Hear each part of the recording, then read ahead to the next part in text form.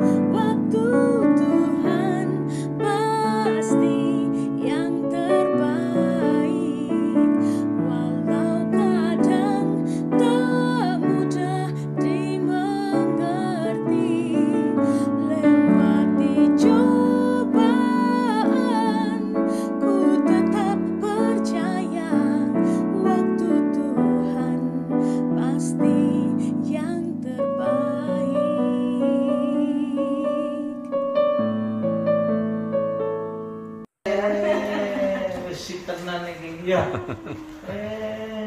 Oke, Vanessa. Shit, you are strong.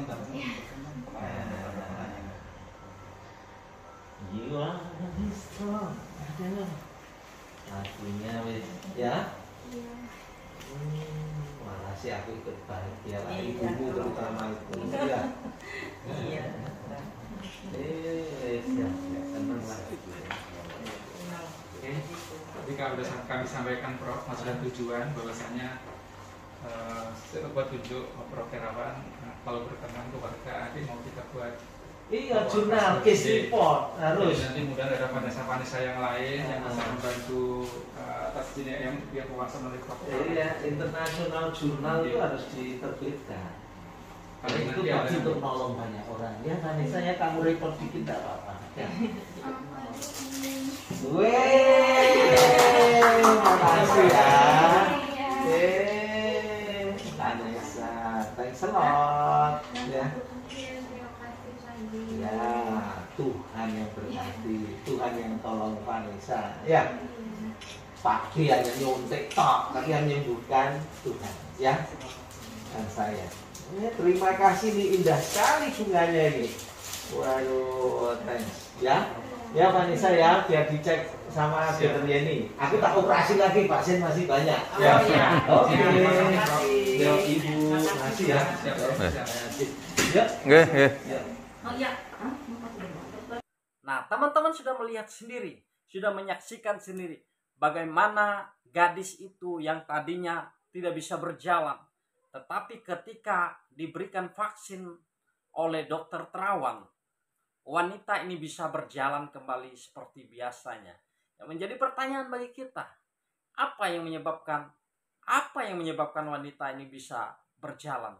Nah, saudara-saudara yang dikasihi Tuhan, kita tahu bahwa dokter Terawan adalah selain profesinya sebagai seorang dokter, sebagai purnawirawan TNI, kita tahu bahwa dokter Terawan adalah seorang yang dengan setia, dengan tekun melayani Tuhan, bahkan melayani sesama manusia dengan sepenuh hati tanpa memandang agama, ras apapun.